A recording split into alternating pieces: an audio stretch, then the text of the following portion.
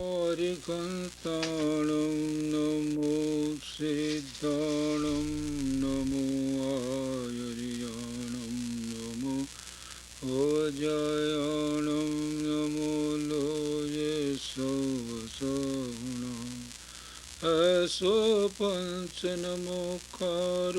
सवपावपणासनो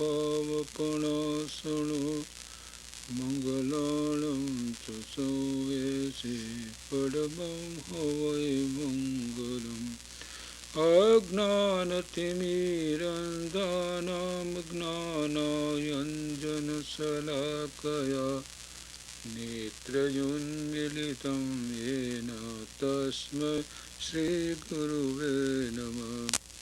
महादिव्याकुक्षिरत्नं शब्दजितवरयात्मजं श्रीराजचन्द्रयकं वन्दे तत्त्वलोचनदायकं प्रभुतत्त्वलोचनदायकम्। આ સમયસાર મહાગ્રંથ છે અને એનો હવે આ છેલ્લો અધિકાર એ સર્વ વિશુદ્ધ જ્ઞાન અધિકાર છે. અત્યાર સુધી જે વાત કરી તો આચાર્ય દેવસેની વાત કરી કે જીવ અજીવ પાપ પુણ્ય આશ્રવ સંવર બંધ નિજરા અને મોક્ષ આ તત્વની એટલે પર્યાયની વાત કરી. અશુદ્ધ પર્યાયની વાત અને સંબંધિત જળ અને મોક્ષની વાત કરી. પરંતુ હવે પર્યાય રહિત અને શુદ્ધ પર્યાય સહિત એવું જે શુદ્ધ આત્મા છે એની વાત કરે છે. તો અહીંયા પ્રથમ જ વાત કરે છે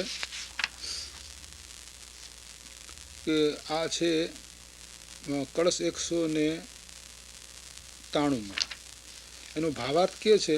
ત્રણના ભાવાર્થમાં કે શુદ્ધનો વિષય જે જ્ઞાન સ્વરૂપ આત્મા છે તે કરતા ભોગતાપણાના ભાવોથી રહિત છે, બંધ મોક્ષની રચનાથી રહિત છે, પરદ્રવ્યથી અને પરદ્રવ્યના સ્વરૂપભાવોથી રહિત હોવાથી શુદ્ધ છે, પોતાના સ્વરસના પ્રવાહથી પૂર્ણ દેદીપ્યમાન જ્યોતિરૂપ છે.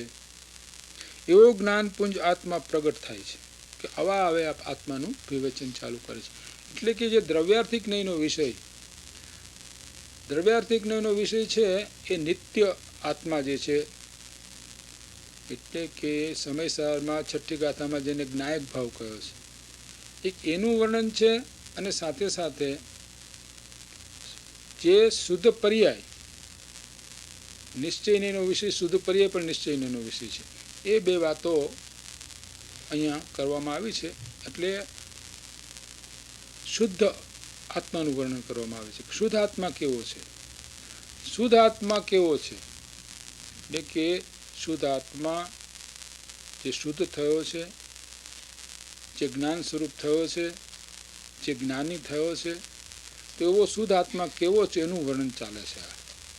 કે જે શુદ્ધ આત્મા જે છે તે આ 308, 309, 310 ને 311 ગાથામાં વાત કરે છે કે જે દ્રવ્ય ઉપજે જે ગુણોથી તેથી જાણ અનન્ય તે જેમ જગતમાં કટકાદિ પર્યાયોથી કનક અનન્ય છે. જીવ અજીવના પરિણામ જે દર્શાવ્યા સૂત્રોમહી તે જીવ અગર અજીવ પણ જાણ અનંત તે પરિણામથી ઉપજે ન આત્મા કોઈથી તેથી ન આત્મા કાર્ય છે ઉપજાવતો નથી કોઈને તેથી ન કારણ પણ ઠરે. તે કર્મ આશ્રિત હોય કરતા કર્મ પણ કરતા તણે આશ્રિતપણે ઉપજે નિયમથી સિદ્ધ જીવ નવ બીજી દિશે. તો આની અંદર કહે છે કે જે દ્રવ્ય જે ગુણોથી ઉપજે છે તે ગુણોથી તેને અનન્ય જાણ. જેમ જગતની અંદર કળા આદિ પર્યાયથી સુવર્ણ અનન્ય છે તેમ દરેક દ્રવ્ય એ પોતાની પર્યાયથી અનન્ય છે, એકરૂપ છે.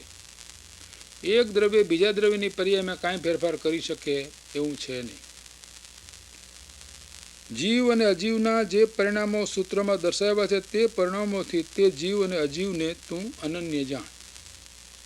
જીવનું પરિણામ જીવમાં જીવરૂપ, અજીવનું પરિણામ અજીવરૂપ જાણ.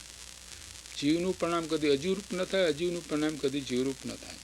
કારણ કે કોઈથી ઉત્પન્ન થયો નથી તેથી આત્મા કોઈનું કાર્ય નથી અને કોઈને ઉપજાવતો નથી, તેથી એ કોઈનું કારણ પણ નથી. આત્મા કોઈને ઉપજાવતો નથી. કોઈ પરદ્રવ્યને રાગાદી ભાવને આત્મા ઉપજાવતો નથી. અગર તો શરીરને આત્મા ઉપજાવતો નથી, અગર તો આ બધા જગતના પદાર્થોને આત્મા કરતો નથી, ઉપજાવ કરતો નથી. અને કરતો નથી એટલે કારણ પણ નથી. અને આત્મા કોઈથી કરાતો નથી. આત્મા એ કોઈનું કાર્ય પણ નથી. નિયમથી કર્મના આશ્રયે કરતા હોય છે, તેમજ કર્તાના આશ્રયે કર્મો ઉત્પન્ન થાય છે. બીજી કોઈ રીતે કર્તા કર્મની સિદ્ધિ જોવામાં આવતી નથી. તો કર્તા કર્મપણું એક જ દ્રવ્યમાં છે, ભિન્ન દ્રવ્યમાં ન હોય. જે દ્રવ્ય છે એ એની પર્યાયનું કરતા, એક દ્રવ્ય બીજી પર્યાયનું કરતા થતું નથી. એ વાત અહીંયા સિદ્ધાંતની વાત કહી કે જળ ભાવે જળ પરણિમે, ચેતન ચેતન ભાવ, કોઈ પલટે નહીં, છોડી આપ સ્વભાવ. એ વાત અહીંયા કરી. અને એક દ્રવ્ય બીજા દ્રવ્યને કાંઈ કરી શકે નહીં. તો આ સિદ્ધાંતની વાત છે. આ વાત આપણે ગળે ઉતરે તો બધું રાગ દિવસ આદિ ભાવ આપણા ટળી જાય કે આપણે કાંઈ કરી શકીએ નહીં, બીજા દ્રવ્યનું કાંઈ કરી શકીએ નહીં. જીવ અજીવનું કાંઈ કરી, આપણે આપણા શરીરનું કાંઈ કરી શકીએ નહીં. પછી બીજા જીવોની ક્યાં વાત? આપણે પર્યાય ફેરવવી હોય રાગાદીની તો એ પણ આપણે ફેરવી શકીએ એમ છીએ નહીં. રાગાદી પરદ્રવ્ય છે. એ બધી થોડી સૂક્ષ્મ વાત આવે છે. તો અહીંયા હવે આ ગાથાની જે ટીકાની અંદર એક મોટી વાત કરવામાં આવી છે, એ ક્રમબદ્ધ પર્યાયની વાત કરવામાં આવી છે કે પ્રથમ તો જીવ ક્રમબદ્ધ એવા પોતાના પરિણામથી ઉપજો થકો જીવ જ છે. દરેકે દરેક દ્રવ્યના એના પરિણામ એક પછી ક્રમબદ્ધ થાય. જે કાળે જે પરિણામ થવાનું તે કાળે તે પરિણામ થાય, એમાં આગા પાછું થાય નહીં.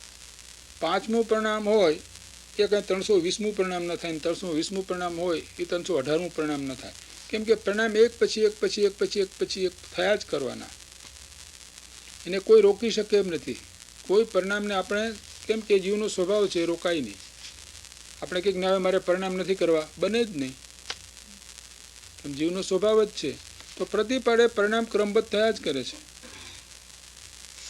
એટલે પરિણામ આગા પાછું આ જરા થોડી સૂક્ષ્મ વાત છે. અપેક્ષાએ આપણે કોઈ ઠકડે એમ કે ભાઈ રાગાદીને છોડવા, એમ શાસ્ત્રમાં વાત આવે. ભાઈ ક્રોધ માન માયા લોભાદી કરવા નહીં.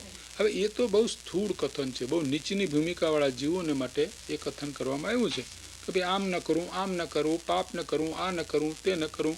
તો એ સામાન્ય ભૂમિકાના જીવોને પ્રથમ ભૂમિકાની વાત કરવામાં. અહીંયા તો આખી બીજી જ વાત કરવામાં આવી છે. એટલે કે અહીં તો દ્રવ્યાનુયોગની વાત કરવામાં આવી છે. એટલે સૂક્ષ્મ વાત કરવામાં આવી છે. શાસ્ત્રમાં અનેક પ્રકારના કથનો હોય, બહુ સ્થૂળ પણ કથનો હોય અને બહુ સૂક્ષ્મ કથનો હોય, અતિ સૂક્ષ્મ કથનો પણ હોય. તો એને હિસાબે લોકોને ગડબડ ઊભી થઈ જાય કે ઘડીકમાં અહીંયા આમ કહ્યું ને ઘડીકમાં અહીંયા આમ કહ્યું. પણ એ અપેક્ષાપૂર્વક જોઈએ તો એને થાય નહીં. હવે કહે છે ત્યાં એમ કે ભાઈ ક્રોધ ન કરવો, બધા એમ કે ક્રોધ ન કરવો, માન ન કરવું, માયા લોભ ન કરવો, મોહ ન કરવો, આમ ન કરવું. તો એ સામાન્ય કથનો છે. હવે અહીંયા બહુ સૂક્ષ્મ કથનની વાત કરી છે કે ભાઈ પર્યાયને તું ફેરવી શકતો જ નથી. પર્યાય તો પર્યાયને કાળે થયા કર, તું એને ફેરવાની કોશિશ કરીશ નહીં. તારી પર્યાયની ફેરવાની કોશિશ કરની, પર્યાય તો ક્રમબદ્ધ થયા જ કરે છે. જે કાળે તને રાગ થવાનો તે કાળે તને રાગ થશે, જે કાળે તને વિતરાગ ભાવ થશે તે કાળે તને વિતરાગ ભાવ થશે.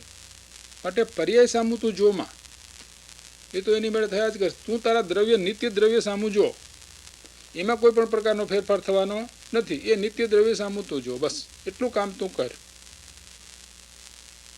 પર્યાય આગી પાછી થઈ શકે એમ જ નથી. તો આ એક રીત સમજાવવાની અનેક રીતો હોય છે. એકને એક વાત અનેક રીતે સમજાવવામાં આવે. કોઈ જીવે હોય સામાન્ય બુદ્ધિનો હોય તો એને એમ કહેવામાં કે ભાઈ જો આ જગતની અંદર બધા જીવોને પોતપોતાના કર્મ પ્રમાણે બધી વસ્તુ મળે. પોતાના કર્મ જો સારા હોય તો સારી વસ્તુ મળે, ખરાબ હોય તો ખરાબ વસ્તુ મળે. તો એક સામાન્ય જીવને સમજવા માટે એ વાત કરી.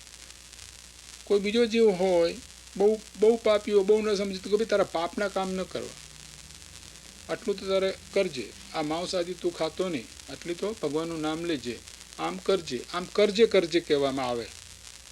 આમ કરજે, શાસ્ત્ર વાંચજે, સત્સંગ કરજે, આ કરજે, તે એ બધી વાત કરવામાં. હવે અહીં ઊંચી વાત જે આવે ત્યારે આખી વાત પલટી જાય કે તારી પર્યાય જે કાળે જેમ થવાની તેમાં જીવન હોય તોય ફેરફાર કરવા સમર્થ નથી. એ કાળે જે પર્યાય થવાની એ કાળે એ પર્યાય થયા જ કરશે. માટે તું એની સામું જોમાં. આ એક બીજી વાત કરવામાં આવી. તો સમયસારની અંદર એક કળશ છે. એક દેખીએ જાણીએ રમી રહે કઠોર, સમળ વિમળ ન વિચારીએ એહી સિદ્ધિ નહીં હોય. શુભ કે અશુભનો તું વિચાર કરીશ નહીં, તો જે કાળે જેમ થવાનું છે થશે. માત્ર તું જે તારું મૂળ તત્વ છે, ધ્રુવ તત્વ છે, એને જ જો, એનું જ ચિંતન કર, એમાં જ તું સ્થિર થા. આ એક જ મોક્ષનો ઉપાય છે, બીજો કોઈ મોક્ષનો ઉપાય. જો તું પર્યાય હમું જોઈશ, આ રાગ ન થવું જોઈએ, આમ ન થવું, તું તો પર્યાય હમું જોઈશ તો પર્યાય તો અશુદ્ધ છે, તો તારી શુદ્ધિ કેવી રીતે થશે? આ સૂક્ષ્મ વાત છે. આ વાત થોડી સૂક્ષ્મ છે. કેમ કે પર્યાય તો એક આવીને ગઈ, બીજી આવી, ત્રીજી આવી, ચોથી આવી. તું એનું ધ્યાન કરવા જઈશ તો એનું ધ્યાન નહીં થઈ શકે. તો જેવો સંગ એવો રંગ લાગે. રંગ કેવો લાગે આપણને? જેવો સંગ એવો. તો તું જો જે શુદ્ધ તારું સ્વરૂપ મૂળ છે, નિત્ય તત્વ, જેમાં કોઈ પણ પ્રકારનો ફેરફાર ત્રણેય કાળમાં થતો નથી, એવો શુદ્ધ બુદ્ધ ચૈતન્ય ઘન જે નિત્ય આત્મા છે, એ શુદ્ધ જ છે. તો તું એની સામે તું જો, તો તારી પર્યાયમાં શુદ્ધિ થશે. તું આ બધી પર્યાય રાગ ન કરો, દ્વેષ ન કરો, આમ ન કરો, એમ પર્યાય હું જોયા કર. વળી મને આ ક્યાં વિચાર આવ્યો? આવો મને વિચાર આવ્યો. પછી બીજી વાત થાય કે આ ભગવાન નામ લાવ્યું, આજે તો દિવસ ઠીક ગયો, આમ થયું. કે એમ તું કરવા જઈશ તો તારું કામ નહીં થાય. એ તો પર્યાય હું તો જોયું. પર્યાય તો અશુદ્ધ છે. અશુદ્ધ સામે જોઈ શુદ્ધિ નહીં થાય. પણ અશુદ્ધ સામે જોઈએ તો બહુ તો શુદ્ધિ, અશુદ્ધિ થોડીક ઓછી ભલે કદાચ થશે, જાય નહીં. તો અહીંયા સૂક્ષ્મ વાતો કરવામાં આવી. તો કે પહેલાં તમે કહેતા હતા ને કે રાગ ન કરવો ના, ને હવે તમે કહો છો કે રાગ ફરી ન શકે. પણ આ તો આ અપેક્ષા એ કથન છે. તો એ વાતો જૈન દર્શનમાં એવા અનેક પ્રકારના કથનો આવે, અનેક રીતે વાતો સમજાવવામાં આવી. કેમ કે ભિન્ન ભિન્ન પ્રકૃતિના જીવો છે, બધાને એક વાત બેસે નહીં. તો અહીંયા એ વાત કરવામાં આવી છે કે ક્રમબદ્ધ જ થાય છે. જીવના પરિણામે ક્રમબદ્ધ, અજીવના પરિણામે ક્રમબદ્ધ. આપણે શું આંખ વીંચીને ઉઘાડીએ એટલામાં અસંખ્યાત પરિણામ થઈ જાય આપણા. કેમ કે સમયે સમયે પરિણામ થાય. આંખ ઉગાડી અને ઉગાડીમાં એક એટલી વારમાં અસંખ્યાત પરિણામ થાય. એટલો સમય નાનો છે. તો એમાં કયું પરિણામ આપણે ફેરફાર કરી શકીએ? એટલે અહીં સૂક્ષ્મ વાત કરવામાં આવી છે કે તું પરિણામની ચિંતા કરીશ નહીં. એ તો અનંતકાળથી તને અશુદ્ધિ લાગેલી છે, તો તારા પરિણામમાં તો વર્તમાનમાં અશુદ્ધિ થતી જ જશે. તો એની સામે જોઈશ તો હવે શું, થોડોક જે જીવ છે એ પહેલાં થોડો અભ્યાસ કરીને, જેના કસાય થોડા મંદ થયા છે, જેને ધર્મ પ્રત્યે કંઈ પ્રેમ થયો છે, જે શાસ્ત્ર આદિ વાંચે છે અને જે કાંઈક આ તરફ વળેલો છે, હવે એવા જીવને કહે છે કે અત્યાર સુધી તને આ કર, આ કર, આ કર, આ કર બધું કહ્યું. હવે તને અમે બીજી વાત કહીએ છીએ કે હવે બધું છોડી દે ને એક તારો આત્મા જે છે એ સામું જો, બીજું બધું છોડી દે. આ સિવાય બીજું કોઈ, કેમ કે પર્યાય તો ફરી શકે નહીં. તું કઈ પર્યાય ફેરવે? અને અનંત ગુણ, કયા ગુણની પર્યાય ફેરવીશ તું? ચારિત્ર ગુણ એકની પર્યાય ફેરવીશ તું? પછી જ્ઞાનનું હું, બધાયનું હું, એવા અનંત ગુણ છે, એની કેવી રીતે તું પર્યાય ફેરવાનો છો? તો પર્યાય ફરે એમ નથી. પર્યાય તો જે કાળે જેમ થવાની છે તેમ થઈ જ જશે. તો પર્યાય હું તું જો માં, તારા મૂળ તત્વ સામે તું જો, તો તને તારા સ્વરૂપની પ્રાપ્તિ થશે. કેમ કે એ શુદ્ધ છે. તો શુદ્ધની સામે જોઈશ તો તારી પર્યાય શુદ્ધ થતી જશે, અને અશુદ્ધની સામે જોઈશ તો તારી પર્યાય અશુદ્ધ થતી જશે. આ તો બધું અશુદ્ધ છે. આ જગત તો પરમાણુનું પિંડ છે. જે પરમાણુ ભેળા થાય એ અશુદ્ધિ થઈ ગઈ. પણ જે કંઈ છે દેખાય છે તો બધું અશુદ્ધ છે, કાંઈ શુદ્ધ નથી. એની સામે જોઈશ તો તારું પત્તો પડશે નહીં. તો અહીંયા ક્રમબદ્ધ પર્યાયની વાત કરીશ. આ ક્રમબદ્ધ પર્યાયની વાત લોકોને બેસતી નથી ને, એટલે કાનજી સ્વામી તો એવું ક્રમબદ્ધ પર્યાયની વાત કરે ને આમ કરે ને તેમ કરે. તો પર્યાય ક્રમબદ્ધ જ છે. આડી અવડી થાય જ નહીં. કેમ કે જો આડી અવડી તો જીનેશ્વરના જ્ઞાન, જો અનંત જ્ઞાન, અનંત દર્શન છે, એનો અસ્વીકાર થઈ જાય. જો તમે આ સ્વીકારો નહીં તો. કેમ કે જીનેશ્વર દેવ જે છે, જે કેવળ જ્ઞાની છે, એ ત્રણ કાળ ત્રણ લોકને જાણે. તો પછી તમે હમણાં ક્યાં છો, લાખ વર્ષ પછી ક્યાં આવીશો, કરોડો વર્ષ પછી ક્યાં આવીશો, અબજ વર્ષ પહેલાં ક્યાં હતા, એની ખબર ન પડે ને.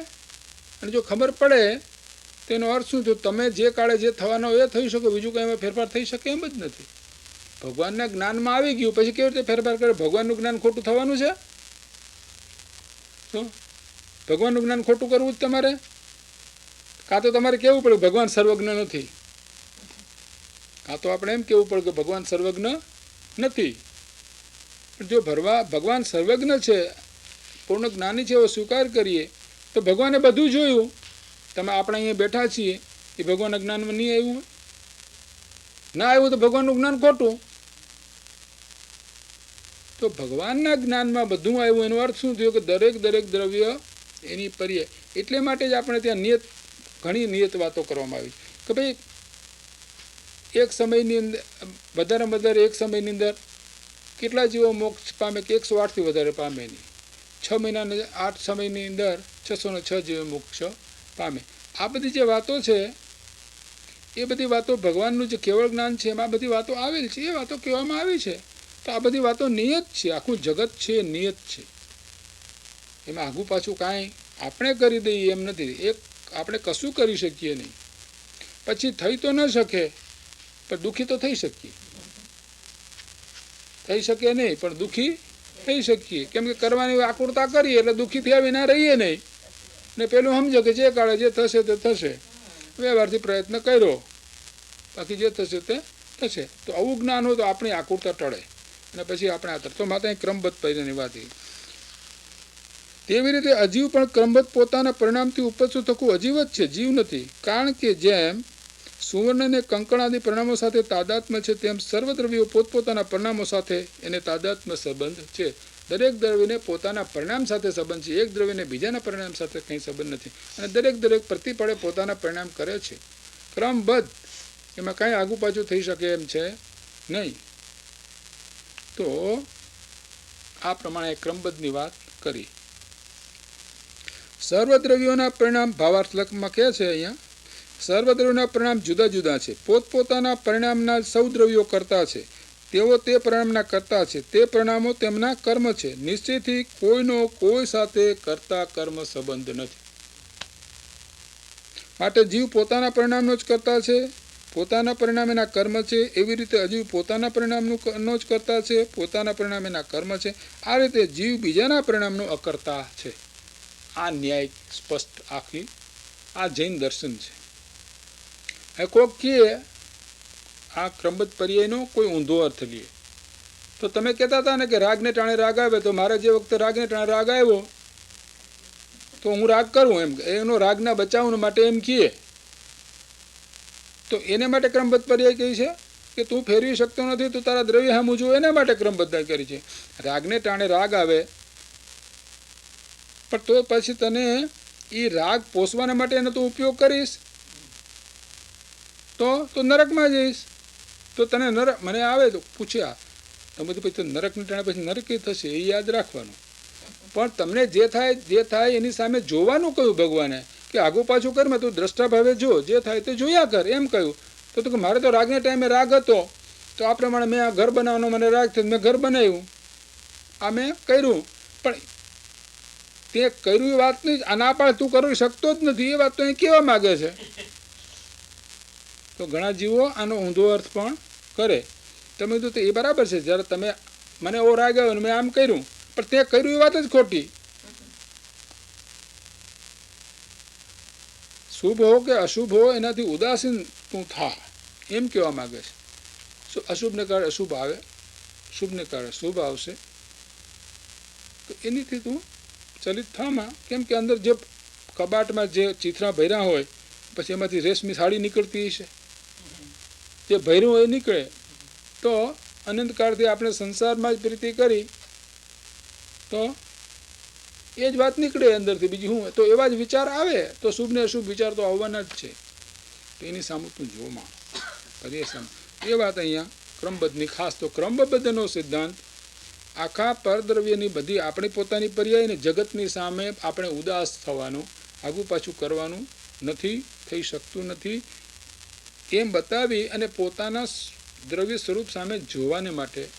એટલે આ પ્રમાણે જો નિર્ણય કરે તો એના રાગાદી ભાવ ઓછા થાય અને એક દિવસ એ પોતાના દ્રવ્યનું તીવ્ર અવલંબન લે તો એને સમ્યક દર્શન થાય. તો આ વાત એટલા માટે કરી છે. તો લોકો પાછા કોઈક એવા કરે મને રાગને રાગ હોય માટે મેં રાગ કર્યો, તો એની દ્રષ્ટિ યથાર્થ નથી. એને તો રાગ પોષવાને માટે ક્રમબદ્ધનો ઉપયોગ કર્યો. ભાઈ અમે શું કરી, ક્રમબદ્ધમાં એમ આવવાનું હતું ત્યારે, એટલે ક્રમબદ્ધમાં એમ આવતું વાત બરાબર છે, પણ તને તાવ આવે છે ત્યારે પછી હું આ તાવ કેમ આવ્યો એમ કેમ કહેશ? તાવ આવ્યો તો ભલે આવ્યો કે ને, તને તાવ આવ્યો તો ભલે આવ્યો કે, તને કોઈક લાકડી મારી તો ભલે મારી એમ કે ને, તો હામો કેમ થાસ? તો પછી તો તું ક્રમબદ્ધમાં માનતો નથી, પણ તું ચાલાકી કરી અને ક્રમબદ્ધનો ઉપયોગ તારા રાગ પોષવા માટે કરે છે, તો તું નરકગામી થઈશ. શું રાગ આવ્યો, મેં રાગ કર્યો બરાબર છે, તો પછી તને કોઈક લાકડી મારે તો તને તાવ આવ્યો હોય તો કેમ હાવો કર, મેં તાવ નથી ઉતર્યો, આમ નથી કર્યું, આને આમ કરી નાખ્યું, મારા કોક આ પૈસા લઈ ગયો, એમ કેમ કરે? તો એ ટાણે ક્રમબદ્ધ એમ થવાનું તો એમ માન્ય. તો ક્રમબદ્ધમાં આખા અધિકારમાં એમ કહેવાનું છે કે આ જગતથી તું કાંઈ કરી શકતો નથી, માટે તું એની અંદર ફસામાં. એ તો આખી ફસામણ છે. જગત જે છે એક મોટી ફસામણ છે. એટલે કે ખરેખર તો જગત છે ઇટસેલ્ફ ઇઝ અ પઝલ. એ ક્યારે પઝલમાંથી જગતમાં ગયા એટલે પઝલમાં આવી ગઈ, એમાંથી નિવૃત્તિ થઈ બહુ મુશ્કેલ. પઝલ એ પઝલ, જેટલા જેટલા એમાં તમે ઉતરતા જાઓ એટલું પઝલ વધતું જ જાય. તો એ ભૂલભુલામણ છૂટવાને માટે તું જગતમાંથી પાછો પડી જા. જગતનું તું કાંઈ કરી શકે એમ નથી. તું તારા શરીરનું તારી પર્યાય ફેરવી શકતો નથી. તું કે મારે વિચાર નથી કરવો, જા વિચાર બંધ કરી દે, મને કરી શકાય. તારા શરીરમાં કાંઈ ફેરફાર ન થાય એવું કરી દે, કરી શકાય? તો થઈ શકતું નથી. એને માટે તું શા માટે તું મૂર્ખાઈ કરે છે અને તારો મનુષ્ય બહુ બગાડે છે? કાંઈ થશે એમ નહીં, થશે એમ નથી. છોકરા ન માને એટલે અમારે ખાસ સંબંધ જેને ત્યાં હું બોમ્બે ઉતરવાનો છું, ન માને છોકરા, ન માને તો શું થાય? કાંઈ થાય નહીં આપણાથી. તો આપણે જાણતા કે ભાઈ હવે પોતપોતાનું કર્મ લઈને આવ્યા છે અને પોતપોતાના પરિણામ કરે છે, તો આપણે વ્યવહારથી આપણી ફરજ છે કે એને કહેવું, પછી ઉદાસ રહેવું, પછી ઉદાસ રહેવાનું આપણે. તો એ વાત આપણે કરતા નથી. પેલો રાગ, પેલો તીવ્ર રાગ છે ને, એટલે પાછું વળીએ તરફ જવાય, પાછું વળીએ. પણ વારંવાર આ વિષયનું ચિંતન કરીએ તો આપણા રાગ દ્વેષ આદિ મોડા થઈ જાય. કરી શકતા નથી. હવે એક ભીત હોય મોટી પથ્થરની, આપણે આ તો લાકડાની પિત્તળની ભીત હોય, અને કોઈ એમ કે નહીં કે હું મારું માથું મારીને તોડી નાખું, એટલે ભાઈ તારું માથું તૂટશે, ભીત નહીં તૂટે. એમાં જગતના પદાર્થો તો જેમ પરિણામમાં છે એ પરિણામ છે, એમાં કાંઈ તારું ચાલશે નહીં. અને તું એમાં પડી અને દુઃખી થઈશ. જે મારે માથું થોડું દુઃખી થાય એ કંઈ ભીતને શું થવાનું? તું રાગદ્વેષ કરીશ તો જગતના પદાર્થોમાં ફેરફાર થઈ જશે. એ તો જેમ પરિણામ એમ પરિણશે. તો તું એ બધી વાત જવા દે. એટલે કે આત્મા કોઈનું કરતાય નથી ને આત્મા કોઈનું કર્મ પણ નથી. આ વાત બહુ મહાસિદ્ધાંત છે. તો આ ગાથાની અંદર આ વાત એમને ખાસ કરી અને એ વાતનો હવે વિસ્તાર કરે છે. તો પછી એમ આચાર્ય દેવ અહીં કહે છે કે જો દરેક દ્રવ્ય પોતપોતાનું પરિણામ કરે છે, તો પછી આ સંસાર શેનો ઊભો થયો? જીવજીવના પરિણામ કરે, અજીવજીવના પરિણામ કરે, પછી આ સંસાર શેનો ઊભો થયો? તો આચાર્ય દેવ અહીં જવાબ આપે છે કે અજ્ઞાનનો મહિમા છે આ બધો. તો આ એક સરસ શ્લોક છે, આ 195 છે. એમાં કહે છે કે જે નિજ રસથી વિશુદ્ધ છે અને સ્ફુરાયમાન થતી જેની ચૈતન્ય જ્યોતિઓ વડે લોકને સમસ્ત વિસ્તાર વ્યાપ્ત થઈ જાય છે, એવો જેનો સ્વભાવ છે, એટલે જ્ઞાન સ્વભાવ છે ટૂંકમાં, એવો આ જીવ પૂર્વોક્ત રીતે પરદ્રવ્યો અને પરભાવનો અકર્તા ઠર્યો, તો પણ તેને આ જગતનું કર્મ પ્રકૃતિ સાથે જે આ એક પ્રગટ બંધ થાય છે, તે ખરેખર અજ્ઞાનનો કોઈ ગહન મહિમા છે. હવે એ અજ્ઞાન કેમ થાય છે એની વાત હવે આચાર્ય દેવ કરે છે કે જેનું જ્ઞાન સર્વજ્ઞોમાં વાપનારું એવો આ જીવ શુદ્ધ નહીંથી પરદ્રવ્યનો કરતા નથી, તો પણ તેને કર્મનો બંધ થાય છે.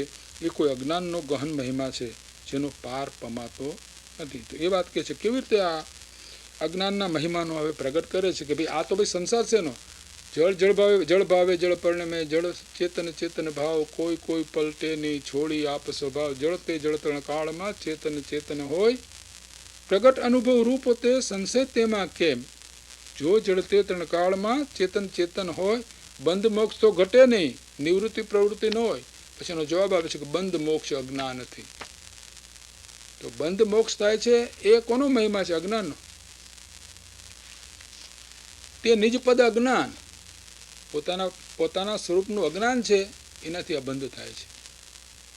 બંધ મોક્ષ સંયોગથી તે નિજપદ અજ્ઞાન, પોતાના પદનું પોતાના સ્વરૂપનું અજ્ઞાન છે, એથી આ બધો બંધ થાય છે. જીવ તો શું કરે છે?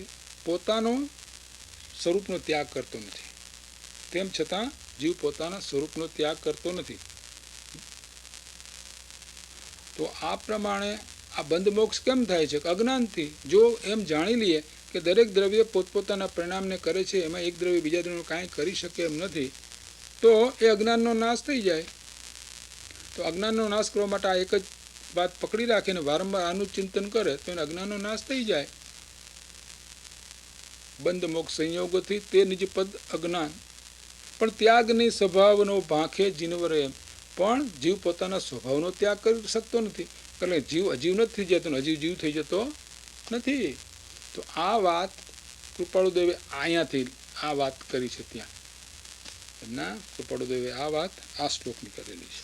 તો હવે કહે છે કે કેવી રીતે આ પ્રકૃતિ કામ કેવી રીતે કરે છે, અજ્ઞાન કેવી રીતે કામ કરે છે, એનું વર્ણન કરે છે કે પણ જીવ પ્રકૃતિના નિમિત્તે ઉપજે વિણસે, અરે ને પ્રકૃતિ પર જીવના નિમિત્તે ઉપજે વિણસે, અન્યના નિમિત્તે એ રીતે બંધ બેવું તણો બને. આત્મા અને પ્રકૃતિ તળો સંસાર તેથી થાય છે. એટલે કે આત્મા પ્રકૃતિના નિમિત્તે ઉપજે છે તથા વિણસે છે, અને પ્રકૃતિ પણ આત્માના નિમિત્તે ઉપજે છે તથા વિણસે છે. એ રીતે પરસ્પર નિમિત્ત બંનેનો આત્માનો અને પ્રકૃતિનો બંધ થાય છે. તેથી આ સંસારની ઉત્પત્તિ થાય છે. કારણકારી નથી, નિમિત્ત છે. નિમિત્ત જળ છે, કોઈ આ જળ પદાર્થ જે બધા એ રાગના નિમિત્ત છે. તો જળ પદાર્થને જોઈને અગર તો ચેતન પદાર્થ એટલે આત્મા ચેતન એમ નહીં, પણ એકંદ્રિય બેન્દ્રિય તેન્દ્રિય પચેન્દ્રિય પર્યાય એને જોઈને આ જીવ રાગ કરે છે, પોતે કરે છે. પેલો કરાવતું નથી, નિમિત્ત છે. નિમિત્ત રાગ કરાવે નહીં. આપણને રાગ થાય નિમિત્તથી, પણ નિમિત્ત આપણને રાગ કરાવે નહીં. નિમિત્ત વિના આપણને રાગ ન થાય. કોઈ પણ નિમિત્ત હોવું જોઈએ. નિમિત્ત આપણને રાગ કરાવે નહીં. તો એ વાત અહીં કહી. તો શું કહે છે અહીંયા કે આત્માને અને જ્ઞાનાવરણથી પ્રકૃતિને પરમાર્થે કરતા કર્મપણાનો અભાવ છે, તો પણ પરસ્પર નિમિત્તિક સંબંધને લીધે બંધ થાય છે. તેથી સંસાર છે અને તેથી જ કરતા કર્મપણાનો વ્યવહાર છે. તો આ જ્ઞાનને લીધે શું થઈ ગયું કે હું મારા દીકરાને મોટો કરું ને હું આને ભણાવું ને હું હારી વહુ લાવું ને હું આમ કરું ને હું પછી લેવા જાય હારી વહુ પછી નીકળે કથીર જેવી. તો એવું બને. તો હું હા તો પછી આમ કરું ને આમ કરું. એ કોનું કામ? એ કેમ કરે છે? અજ્ઞાન છે. માટે અજ્ઞાનથી એમ થાય છે કે હું આમ કરી નાખું, આમ કરી નાખું, 2 કારખાના ઊભા કરું, 4 કારખાના ઊભા કરું, આમ પૈસા ભેગા કરું, આમ કરું, આમ કરું. એ કોનું કામ છે? અજ્ઞાનનું. એ અજ્ઞાનનો મહિમા છે, અજ્ઞાનનો વિસ્તાર છે.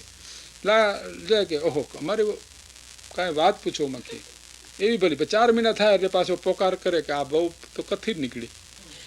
પેલા 1 મહિના બહુ વહુનો બહુ એમ કહીએ, વખાણ કરે. અમારી વહુની વાત ન થાય. 4 મહિના છે નહોતું ધૈર્યું વહુનું. હે તો આ પ્રમાણે ચાલ્યું આવે જ છે. એનો અર્થ શું થયો?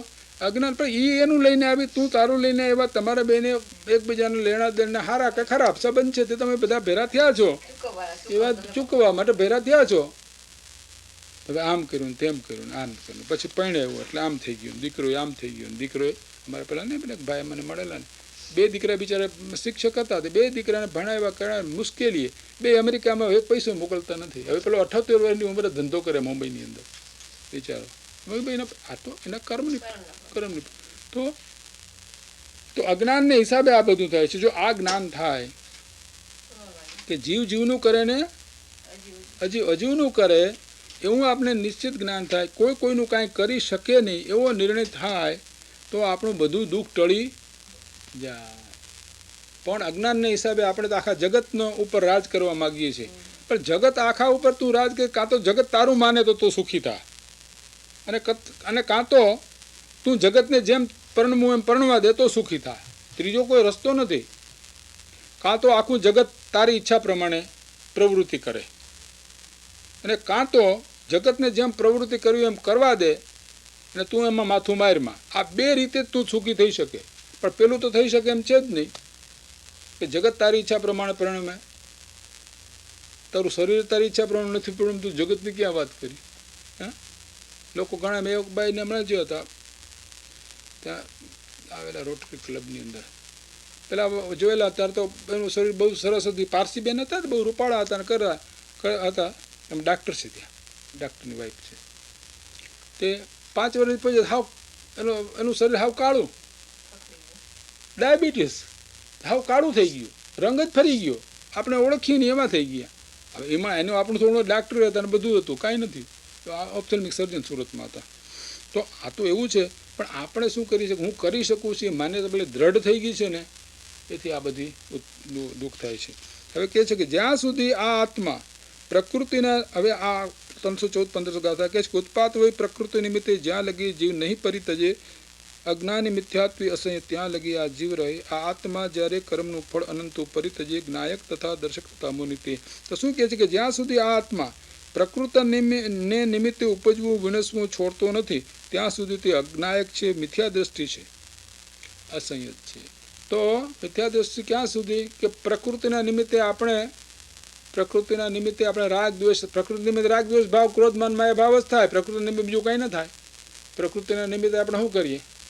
4 પ્રકારના કસાય કરીએ, પરમાં મારાપણું કરીએ. પ્રકૃતિ નિમિત્તે શું કરીએ? જે આપણું ન હોય એમાં આપણાપણું કરીએ, અને ક્રોધ માન માયાને લોભ આદિ બધા કસાય કરીએ. એ પ્રકૃતિ નિમિત્તે આમ પરમાણુ જ્યાં સુધી નહીં છોડે ત્યાં સુધી એ અજ્ઞાની મિથ્યા દૃષ્ટિ રહેશે અને દુઃખી રહેશે અને સંસારમાં રખડશે.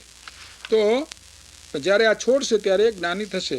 તો આ વાત પાછી ગાથા 100 કે છે, અજ્ઞાની વેદે કર્મફળ પ્રકૃતિ સ્વભાવે સ્થિત રહીને, જ્ઞાની તો જાણે ઉદેગત કર્મફળ વેદે નહીં. અજ્ઞાની છે એ આ બધા કર્મફળને વેદે છે. આ બધા કર્મફળને, કર્મના ફળ એટલે જે કર્મના ફળ કેટલા સાતા અસાતા એ વેદે. એ શું? જ્ઞાન, દર્શન, મોહ, કર્મ એ બધાને કર્મને એ વેદે. પણ જ્ઞાની તો એ બધા રાગાદિ ભાવ આદિ બધાના જ્ઞાતા છે. કેમ કે જ્ઞાની તો રાગ આવે એના જ્ઞાતા છે, જગતના તો જ્ઞાતા છે. એમાં કંઈ એ જ્ઞાની કાંઈ ફેરફાર કરવા ઈચ્છતા નથી. તો અજ્ઞાની પ્રકૃતિના સ્વભાવમાં સ્થિર રહી અને કર્મફળને ભોગવે છે એટલે સુખી દુઃખી થાય. છોકરો ન માન્યું દુઃખી, બહુ ન માન્યું તો દુઃખી, કઢી ઉભરાઈ ગઈ તો દુઃખી. એને તો નાની બાબતમાં એ દુઃખી. કઢી ઉભરાય કે હું કે પથરો ઉભરાતો હોય છે? કઢી ઉભરાય તો એ દુઃખી, આમ થાય તો દુઃખી. બરાબર જમવા આવવાનો મહેમાન આવ્યો ને એકાદ વસ્તુ બરાબર ન થઈ હોય તો દુઃખી. હા હા, પેલે શું કે પેલી શું બનાવો તમે? પેલી ઢોકળી બનાવો, ખાંડવડી. હવે એમાં વાંધો પડી જાય, ઘણા ના આવડે ખાંડવડી બનાવતા, તો એમાં ગાંઠા રહી જાય તો કે બરાબર ન થઈ ગઈ. પણ પછી ભાઈ નહોતી થવાની, હવે એમાં તું શું કર? તો દુઃખી ન થાય કે ભાઈ એ તો બધું પરનું છે, મારે એના શું સંબંધ છે? તો સમજે તો દુઃખી થાય નહીં. અને જ્યાં સુધી નહીં સમજતા સુધી અજ્ઞાન અને સંસાર ઊભો જ છે. તો એ વાત અહીંયા પાછી કરી કે સુરીતે ભણીને શાસ્ત્ર પણ પ્રકૃતિ અભવ્ય તજે નહીં, સાકર સહિત ચિરપાનથી સર્પ નહીં નિર્વિષ બને. અહીં તો દાખલો આપ્યો છે. અને અહીંયા હવે 318 ગાથામાં કહે છે કે નિર્વેદને પામેલ જ્ઞાની કર્મફળને જાણતો, કળવા મધુર બહુવિધને તેથી અવેદ. પણ જ્ઞાની જે છે એ તો કર્મફળને જાણે છે. એટલે કે કર્મની અંદર સાતા કે અસાતા રૂપ જે પણ કર્મ આવ્યા એ બધા એને જાણે જ છે. એ રાજા હોય તો એને રાજમાં કંઈ પ્રેમ નથી, અને એને પરિસો આવે તો એ પણ જ્ઞાતા જ છે. જ્ઞાની કોઈ દિવસ કર્મના ફળને ભોગવતો નથી. જ્ઞાની કોઈ પરદ્રવ્યને ભોગવતો નથી. જ્ઞાની પોતાના આત્માના ભોગવે છે, પોતાના આત્મામાં જ સ્થિર રહે છે, અને આત્માનો જ જ્ઞાનીને ભોગવટો છે. જ્ઞાની કોઈ રોટલી દાળ ભાત શાક આદિ એવા કોઈ ઇન્દ્રિયના વિષયોને જ્ઞાની ભોગવતો નથી, કોઈ પરદ્રવ્ય મારાપણું કરતો નથી. તો અહીં કહે છે કે જ્ઞાની તો હંમેશા કડવા અને મધુર બે, એટલે સાતા વેદની અને અસાતા વેદ એ કર્મનો ઉદય તો જ્ઞાનીને આવે છે, પણ જ્ઞાની એને વેદતા નથી, માત્ર એના જ્ઞાતા દ્રષ્ટા રહે છે. તો એ વાત અહીં કહે છે, કરતો નથી વેદ તો જ્ઞાની કર્મફળ બહુ વધીને બસ જાણતો એ બંધ તેમજ કર્મફળ શુભ અશુભ બધા કર્મને જ્ઞાની પોતે બહુ પ્રકારના કર્મોને કરતો નથી અને વેદ તો ભોગવતો પણ નથી, પરંતુ પુણ્ય પાપરૂપ કર્મ બંધન તથા તેના ફળને જાણે જ છે. શુભ કે અશુભ જે આવ્યું એને માત્ર જાણે છે. કોઈ શુભ અશુભ ભાવનો કરતા પણ જ્ઞાની થતો નથી. શુભ અશુભ ભાવ જ્ઞાની થાય કરા, પણ એને મારે કાંઈ સંબંધ નથી એવું જ્ઞાની પોતે જુએ છે. તો એ આ પ્રમાણે અજ્ઞાનનો મહિમા કયો. અને આ 320 ગાથા છે એ બહુ સારી છે. 300 કે જેમ નેત્ર તેમજ જ્ઞાન નથી, કારક નથી વેદ કરે, જાણે જ કર્મો ઉદય નિર્જરા બંધ તેમજ મોક્ષને. આ ગાથા જે છે એમાં એ જ વાત કરી છે કે જેમ આપણી આંખ છે એ દ્રશ્ય જે આ બધા પદાર્થો છે જે કંઈ દેખાય છે આપણને એને કરતું નથી ને ભોગવતું પણ નથી. આપણે સામે લીમડો આવ્યો એને આપણે જોયું, પણ આપણે લીમડાને કાંઈ આઘું પાછું કરતા નથી કે લીમડાને ભોગવવા જતા નથી. છેટે રહીને જેમ જોઈએ છીએ તેમ જ્ઞાન એટલે આત્મા. અગર તો જ્ઞાન એટલે જ્ઞાન પ્રણિત જ્ઞાની, જે જ્ઞાની છે તે. અગર તો શુદ્ધ આત્મા એ પણ અકારક ને અવેદક છે, એ પણ વેદતો નથી. તો શું કરે છે? એ માત્ર જાણે છે. કોને જાણે છે? કે કર્મ બંધને, મોક્ષને, કર્મના ઉદયને, નિર્જરાને, બધી પર્યાયને. ટૂંકમાં આ બધી શું થઈ?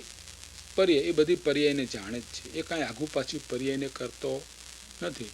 એટલે કે કર્મના ફળને વેચતો નથી, અને કર્મ જે નિજરે છે, કરે છે, બંધાય છે, એ બધાયને પોતે માત્ર જાણે જ છે. જેમ જ્ઞાન આંખ કેમ શું આંખ કંઈ આંખ હોય એ કંઈ ચૂલો હળગાવતી છે તો જુએ, એમ આત્મા માત્ર જોનાર જ છે. આ એક જ એનું કામ છે, બીજું કોઈ કામ આત્માનું છે નહીં.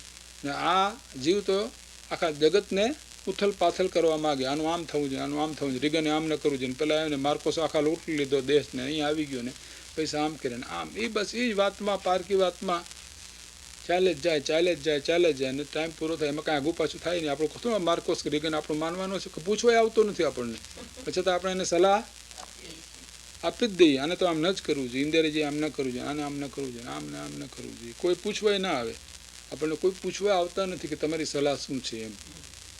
અને છતાં આપણે એને સલાહ આપ્યા વિના રહેતા નથી. તો પણ આ આત્મા એક જ કામ કરે, માત્ર જાણે જ. કોને જાણે? પરને જાણે ને પોતાને જાણે. ત્રીજું કામ આત્મા કરી શકતો જ નથી. હવે આ વાત જો બેસી જાય, જેમ જેમ જેટલી બેસતી જાય એટલા આપણા રાગ દ્વેષ ઓછા થાય અને આપણને આત્માનો ધીરે ધીરે આમ વર્તા અનુભવ થઈ જાય. પણ આ તો છોકરાને મોટા કરવાના, છોકરી બરાબર નથી ખાતી ને છોકરો આમ કરતું નથી ને છોકરું તેમ કરતું નથી ને વજન અમારે વધતું નથી, સેફું ને આ ને તેને. એમાં ક્યાંથી એ પોતાનું લઈને આવી છે કે આપણે એને વજન ને પેલા એમ કે મારે વજન ઘટતું નથી ને આમ નથી ને તેમ છે. આ બધી વાતો, તો આ બધી વાતને શું કહે છે ને. તો હવે પાછો હવે બીજો વિષય ફરે છે. અહીંથી હવે વિષય ફરે છે કે આમાં શું કહે છે. આ વિષયની અંદર આ 320 ગાથા સુધી આ વાત આપણે કરી. હવે 320 ગાથાથી 344 ગાથા સુધી સાંખ્યમતી શિષ્યને સમજાવે છે કે સાંખ્ય એમ માને છે કે રાગ દ્વેષનો કરતા પ્રકૃતિ છે, આત્મા રાગ દ્વેષનો કરતા નથી. આત્મા તો શુદ્ધ બુદ્ધ ચૈતન્ય ગણ જેવો છે તેવો ને તેવો છે જ, એમાં કાંઈ ફેરફાર થતો નથી. જે કંઈ આ થાય છે એ બધું પ્રકૃતિ કરાવે છે. શું પ્રકૃતિ કરાવે છે?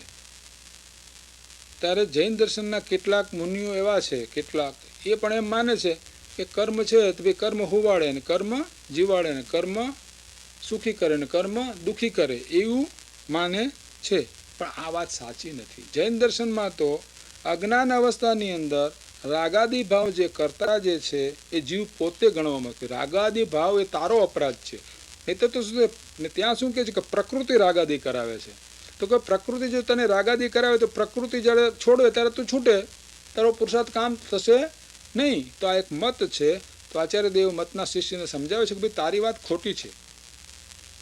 આ વાત આ બધી ગાથાઓમાં કહે છે એવું છે કે આ તો મહાશાસ્ત્ર છે.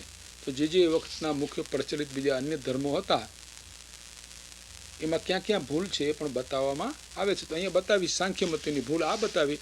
એમ માને કે આત્મા તો રાગ દ્વેષ કરતો જ નથી, એટલે કે આત્મા તો કેવો છે? મોટો સંત બેઠો આમ નિરાંતે, એને તો કાંઈ નહીં. જેમ પેલા કાણુભાઈ અમારે કહેતા હતા ને એમ કે કોણ ખાય એ પાય ને એ પીએ, ભગવાન ખવડાવે ને ભગવાન ખાય, આપણે કાંઈ નહીં એમ. પણ બહુ પ્રેમથી ચા બા બરાબર પીતા હોય ને એમ કે ભગવાન ખાય ને ભગવાન કાંઈ નહીં એમ કે આપણે કાંઈ નહીં, આપણે તો આત્મા, આપણે તો કાંઈ નહીં, આપણે બીજો ભવ જ ક્યાં છે. તો એવી જે ભૂલ છે એ ભૂલનાને અહીં બતાવે છે. તો અહીં કહે છે કે જેમ લોક માને દેવ નારક આદિ જીવ વિષ્ણુ કરે તેમ શ્રમણ પણ માને કદી આત્મા કરે શટકાય ને. તો લોક મુનિ સિદ્ધાંત એક જ ભેદ તેમાં નવ દિશે વિષ્ણુ કરે. જેમ લોકમતમાં શ્રમણ મન આત્મા કરે એ રીતે લોક મુનિ ઉભયનો મોક્ષ કોઈ નહીં દિશે. જે દેવ મનુજ અસુરના 3 લોક નિત્ય ઠરે. તો કહે છે કે લોકના મતમાં દેવ નારક તિર્યંચ મનુષ્ય પ્રાણીઓને વિષ્ણુ કરે છે.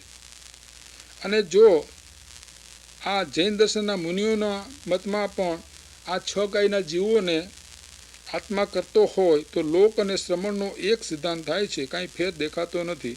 લોકના મતમાં વિષ્ણુ કરે છે અને શ્રમણોના મતમાં આત્મા કરે છે. કોને? પરદ્રવ્યને કરે છે. એ રીતે દેવ મનુષ્ય અસુર 3 લોકને સદાય કરતા તે લોક તેમજ શ્રમણ બંનેનો કોઈ મોક્ષ એમને દેખાતો નથી. એ બંને સંસારમાં જ અટકે છે. તો આવો એક મત છે આપણે ત્યાં. હવે આગળ કહે છે વ્યવહાર મૂઢ અતત્વવિદ પરદ્રવ્યને મારું કહે, પરમાણુ માત્ર મારું જ્ઞાની જાણતા નિશ્ચય વડે. જેમ પુરુષ કોઈ કહે અમારું જ્ઞાન પૂરને દેશ છે પણ તે નથી તેના અરે જીવ મોહથી મારા કહે.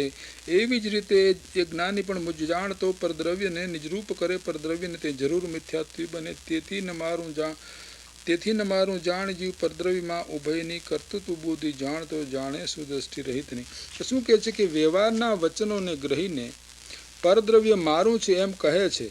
કોણ? જેમ પદાર્થનું સ્વરૂપ જાણ્યું નથી એવા પુરુષો, એટલે કે અજ્ઞાની પુરુષો છે એ વ્યવહારમાં એટલે જગતમાં જે વપરાતા વચનો એને વ્યવહાર કહેવાય. જગતમાં જે બધી વાત કરે તમે મારું આ કરજો ને આ જગતમાં જો આખો વ્યવહાર છે.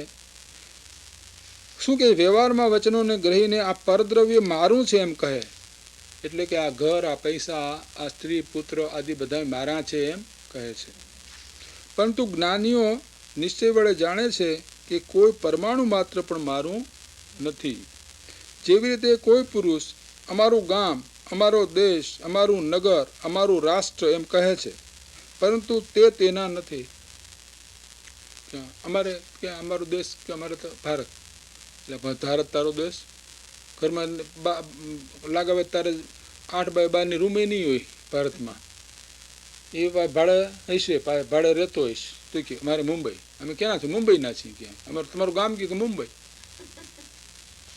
શું કે અમારું મુંબઈ. અને મુંબઈને જાય તો લાગે તો 8x12 રૂમ પણ એની પોતાની હોય ને બિચારો ભાડે રહેતો હોય. પણ કે શું એ મોહથી તે આત્મા મારા કહે છે. તેવી રીતે જે જ્ઞાની પણ જો જ્ઞાનીને પણ પરદ્રવ્યને મારું જાણે તો એ પરદ્રવ્યને પોતા રૂપ કરે અને એ નિશ્ચય મિથ્યા દ્રષ્ટિ થઈ જાય. પણ જ્ઞાની એમ કરે નહીં. માટે તત્વજ્ઞો પરદ્રવ્ય મારું નથી એમ જાણીને આ બંનેનો પરદ્રવ્યમાં કર્તાપણાનો વ્યવસાય જાણતા થકા એમ જાણે છે કે આ વ્યવસાય સમ્યક દ્રષ્ટિ રહિત પુરુષનો છે. એટલે કે અજ્ઞાની જેમ માને છે કે આ નગર આ ગામ મારું. ક્યાં? ક્યાંના? કે ફિનિક્સના. આ ફિનિક્સમાં શું તારું હશે? કદાચ તારું હશે, કદાચ લીધું હશે તો કદાચ આટલું ઘર હશે નાનકડું, બાકી બધું તારું આખું ફિનિક્સ.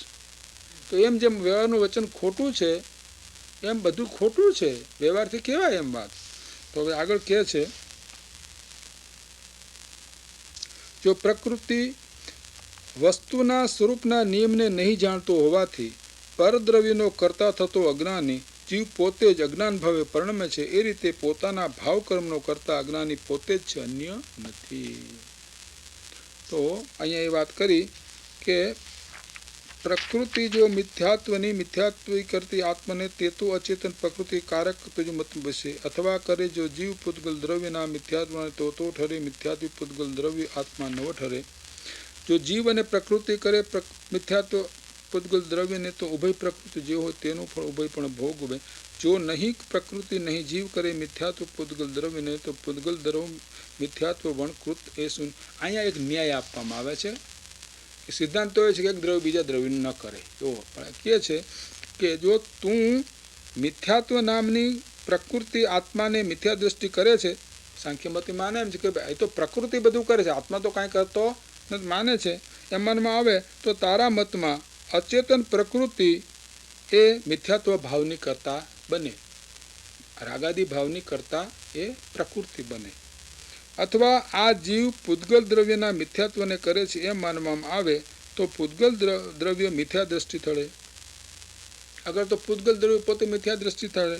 અથવા જો જીવ તેમજ પ્રકૃતિ બે જણા જીવના જીવ બંને મળી અને એક કાર્ય કરે, મિથ્યાત્વ ભાવને કરે એમ માનવામાં આવે તો તે બંને વડે કરવામાં આવ્યું હોવા એનું ફળ પણ બંને ભોગવે, તો એનું ફળ બંને ભોગવે, પણ એમ તો બનતું નથી. અથવા જો પૂતગળને અને મિથ્યાત્વ રૂપ પ્રકૃતિ કરતી નથી કે જીવ કરતો નથી એમ માનવામાં આવે તો પૂતગલ દ્રવ્ય સ્વભાવે જ મિથ્યાત્વ રૂપ ઠરે, તે શું ખરેખર મિથ્યા નથી? આ તો એક ન્યાય આપ્યો છે. મૂળ તો એમને કહેવું એ છે કે જીવના ભાવ જીવ કરે, પૂતગળના ભાવ પૂતગળ કરે.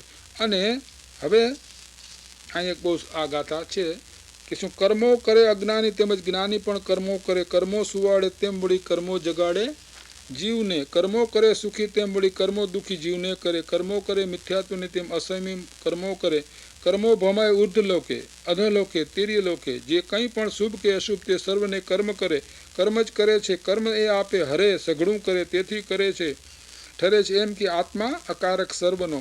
વળી પુરુષ કર્મ સ્ત્રીને અને સ્ત્રી કર્મ ઈચ્છે પુરુષને, એવી શ્રુતિ આચાર્ય કેરી પરંપરા ઉતરેલ છે. એ રીતે કર્મ જ કર્મને ઈચ્છે કહ્યું છે શ્રુતમાં, તેથી નકવો પણ જીવ અબ્રહ્મચારી ઉપદેશમાં.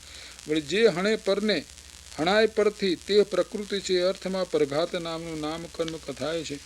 એ રીતે જ કર્મને હણતું કહ્યું છે શ્રુતમાં, તેથી નકવો જીવ છે હણનાર આમ ઉપદેશમાં. એમ સાંખ્યનો ઉપદેશ છે, આ સાંખ્યમતનો ઉપદેશ આવ્યો, સાંખ્યમાં આવી વાતો માનવામાં આવે છે.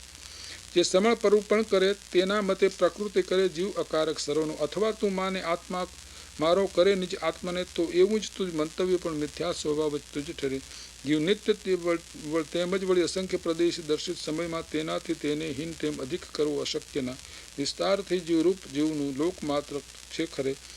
શું તેથી તે હીન અધિક બનતો કેમ કરતો દ્રવ્યને? માને તું જ્ઞાયક ભાવ તો જ્ઞાન ભાવે સ્થિત રહે, તો એમ પણ આત્મા સ્વયં નિજ આત્માને નહીં પર. હવે આ બધી વાત આટલા બધા કહ્યું કે એક મતે ભાઈ કર્મ હુવાડે, કર્મ જીવાડે, કર્મ મારે, કર્મ આમ કરે, બધું કર્મ કરે, આપણે તો કાંઈ કરતા નથી. તો ભાઈ આ સાંખ્યમત છે.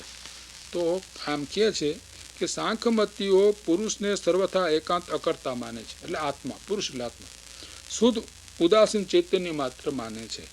આવું માનવાથી પુરુષને સંસારના અભાવનો પ્રસંગ આવે છે. અને જો પ્રકૃતિને સંસાર માનવામાં આવે તો પણ ઘટતું નથી, કારણ કે પ્રકૃતિ તો જળ છે, એને સુખ દુઃખ આદિનું સંવેદન નથી, તેને સંસાર કેવો? આવા અનેક પ્રકારના એકાંત માન્યતામાં દોષ આવે છે. સર્વથા એકાંત વસ્તુનું સ્વરૂપ નથી, માટે સાંખ્યમતીઓ મિથ્યા દ્રષ્ટિ છે. અને જો જૈનો પણ એવું માને તો તેઓ પણ મિથ્યા દ્રષ્ટિ છે. અમુક સાધુ એવું માને છે, હા આપણા સાધુ માને બસ કર્મ, અરે ભાઈ કર્મની વાત થાય, ઓહો ઢાંકા કર્મ ક્યારે ફળ આપશે કહેવાય નહીં, એવી વાતો આપણામાં પણ સાધુ કરે છે. કેમ ખબર નથી કર્મ કેવું બંધ, આ બધી વાતોની કર્મ ભાઈ કર્મ આવે એટલે કર્મને કોઈને છોડે છે ને પછી એક મોટું દ્રષ્ટાંત આપે ને, એક છે ને એક ભૂલી ગયો આમ એક બાઈ હતી તે એને લઈ ગયા ને પછી ચોર લઈ ગયા ને પછી વેચાણી પછી વેચાતી પછી આમ થયું ને તેમ થયું, એવું એક આખો એક મોટો વિસ્તારનું આવે છે. એટલે ટૂંકમાં સાંખ્યમતીઓની માફક જૈનો આત્માને સર્વથા આકર્તા ન માનો. હવે આચાર્ય દેવ કહે છે ભાઈ આ વાત તારી ખોટી છે, પણ તારે શું કરવાનું કે જ્યાં સુધી સ્વપરનું ભેદ વિજ્ઞાન ન હોય ત્યાં સુધી તો તેને રાગાદિકનો એટલે પોતાના ચેતનરૂપ ભાવ કર્મનો કરતા માનો. એટલે કે અજ્ઞાન અવસ્થામાં તો રાગાદિકનો કરતા પોતે માને. જો હું રાગ ક્રોધ માન માયા લોભ હું કરું છું તો હું એનાથી નિવર્તવાનો પુરુષાર્થ કરું, એ મારો અપરાધ છે, મારો અપરાધ છે એમ જો જીવ માને તો તે છોડવાનો પ્રયત્ન કરે. પણ કોક કરાવે એમ માને તો એ તો પોતે મહંત થઈને બેસે અને દોષ કોની ઉપર ઢોળે? કર્મ ઉપર. પણ આવું ખોટું છે. તો જૈન દર્શનમાં તો ક્યાં શું માને છે કે જ્યાં સુધી આ બહુ ન્યાય બહુ સમજવા જેવો છે ખાસ, કે જ્યાં સુધી જીવ અજ્ઞાની છે અજ્ઞાની એટલે મિથ્યા દ્રષ્ટિ છે, જેને સમ્યક દ્રષ્ટિ નથી, એવા જીવ તો રાગાદી ભાવનો કરતા છે. એને રાગાદી કર્મ કરાવતા નથી. જો રાગાદી કર્મ કરાવે તો રાગાદીને છોડાવે પણ કર્મ. તું કાંઈ કરે તારો પુરુષાર્થ રહેતો નથી. પણ અજ્ઞાન અવસ્થામાં જીવ રાગાદીનો કરતા છે એમ માનવું એટલે એમ જ છે. અને જો આમ માને તો પોતાનો અપરાધ છે, માટે પોતે અપરાધથી પોતે જ છૂટી શકે એમ બની શકે. આ ન માને ન બને. પણ જ્યારે જ્ઞાન થાય તે વખતે એ રાગાદીનો કરતા નથી. તો જૈન દર્શનમાં બે વિવક્ષા થઈ કે અજ્ઞાન અવસ્થામાં જીવ રાગાદીનો કરતા અને ભોગતા છે અને કર્મના ફળનો કરતા અને ભોગતા છે. જ્ઞાન અવસ્થામાં એ કોઈનો કરતા નથી, કર્મનો કરતા નથી, ભોગતા પણ નથી. તો એ વાત અહીં કહે છે ભેદ વિજ્ઞાન ન હોય ત્યાં સુધી, અને ભેદ વિજ્ઞાન થયા પછી શુદ્ધ વિજ્ઞાનગણ સમસ્ત કરતાપણાના ભાવથી રહિત એ જ્ઞાતા જ માનો. એટલે કે આત્મા તો હવે રાગ દ્વેષનો કરતાય નથી, રાગ દ્વેષનો ભોગતાય નથી, કર્મફળનો ભોગતાય નથી. એટલે કે જ્ઞાની આનો ભોગતા નથી. એટલે જ્યાં સુધી સમ્યક દર્શન ન થાય, આપણા આત્મજ્ઞાન ન થાય, ત્યાં સુધી અજ્ઞાની રાગાદીનો કરતા છે એમ જૈનનો સિદ્ધાંત છે, સાચો સિદ્ધાંત છે. પણ જ્યારે જ્ઞાન થાય તે વખતે જ એ રાગાદીનો કરતા થતો નથી અને પોતાના ભાવનો કરતા છે. આપણે કહીએ છીએ દેહ છતાં જેની દશા વર્તે દેહાતીત, તો દેહથી અતીત પોતાની દશામાં જ્ઞાની વર્તે છે, એટલે એ રાગ દ્વેષના પણ કરતા નથી. આ સાચો સિદ્ધાંત થયો. તો આ પ્રમાણે આમ એક જ આત્મામાં કર્તાપણું તથા અકર્તાપણું એ બંને ભાવો વિવિક્ષાવશ સિદ્ધ થાય છે. આવો સ્યાદબાદ મત જૈનોનો છે અને વસ્તુ સ્વભાવ પણ એવો જ છે. આ કંઈ કલ્પના નથી. આવું સ્યાદવાદ અનુસાર માનવાથી પુરુષને સંસાર મોક્ષ આદિની સિદ્ધિ થાય છે. સર્વથા એકાંત માનવાથી સર્વનય નિશ્ચય વ્યવહારનો લોપ થાય છે. જો પ્રકૃતિ તને સંસાર કરાવતી ને આત્મા કાંઈ ન કરતો હોય, આત્મા તો સંસાર ઉત્પન્ન થાય કેવી રીતે આત્મામાં? સંસાર તો આત્માની પર્યાયમાં છે કે બાહ્યમાં છે? રાગદ્વેષ આદિ તો આત્માની પર્યાયમાં છે. તો આવું સાંખ્ય મતનું માનવું ઠીક નથી. તો જૈન મતમાં જેમ કહ્યું છે એમ આપણે માનવું કે અજ્ઞાન અવસ્થામાં જીવ રાગાદીનો કરતા છે, રાગાદીનો ભોગતા છે, સુખ દુઃખ આદિ ભાવનો ભોગતા છે, કર્મફળરૂપ જે સુખ દુઃખ જગતના આવે એનો ભોગતા છે એમ માનવું. અને એ રાગાદી ભાવ પોતાનો અપરાધ છે, માટે અપરાધ પોતે છોડવો. એને માટે સુગુરુ જે પુરુષાર્થ કે એ પ્રમાણે આપણે પુરુષાર્થ કરવો. પણ જ્યારે જ્ઞાન થાય છે ત્યારે જ્ઞાની કોઈ રાગાદીના કરતા નથી એમ માનવું એ સાચો જૈનનો સિદ્ધાંત છે. આટલી વાત કહી ને હવે વિષય પાછો આચાર્યદેવ વિષય બદલે છે. તો અહીંયા કહ્યું શું, આ વાત બહુ સમજવા જેવી છે કે આવી બે વાતો કેમ કરી, પણ એમ જ છે. જો આત્માને નિત્ય જ માનવામાં આવે, એમાં કોઈ પણ પ્રકારનો ફેરફાર માનવામાં ન આવે, તો પછી સંસાર કોનો? સુખ દુઃખ કોને છે? આત્માને છે કે કોને છે? તો સુખ દુઃખ અને સુખ દુઃખથી મુક્ત થવું એ આત્માને છે કોઈ બીજાને છે? બંધ અને મોક્ષ આત્માને છે કોઈ બીજાને છે? તો જો સાંખ્ય મત પ્રમાણે એમ માનવા આવે કે આત્મા તો નિત્ય શુદ્ધ બુદ્ધ જ છે જ, એમાં કાંઈ પણ પ્રકારનો ફેરફાર નથી, તો યોગ્ય નથી. જો આત્મા દુઃખ, તો કેમ કે જે નિત્ય આત્મા છે એમાં તો કોઈ ફેરફાર થઈ શકે નહીં, તો પછી સુખ દુઃખ આદિ એમાં છે જ નહીં. અગર સુખ દુઃખ એમાં આત્માને સુખ દુઃખ નથી, જો જીવને સુખ દુઃખ નથી, તો પછી આ મોક્ષનો પુરુષાર્થ કરવા પણ રહેતું નથી. તો જૈન દર્શનને આત્માને નિત્ય અનિત્ય માન્યો છે એ યથાર્થ છે. આત્મા નિત્ય છે તો પોતાના સ્વભાવથી નિત્ય છે, એટલે મૂળ સ્વરૂપ જુઓ તો એવો ને એવો છે. પણ એનું વર્તમાન સ્વરૂપની અંદર અજ્ઞાન અવસ્થાના હિસાબે એના વર્તમાનમાં ક્ષણિક સ્વરૂપની અંદર અનિત્ય સ્વરૂપમાં રાગાદી ભાવ થાય છે.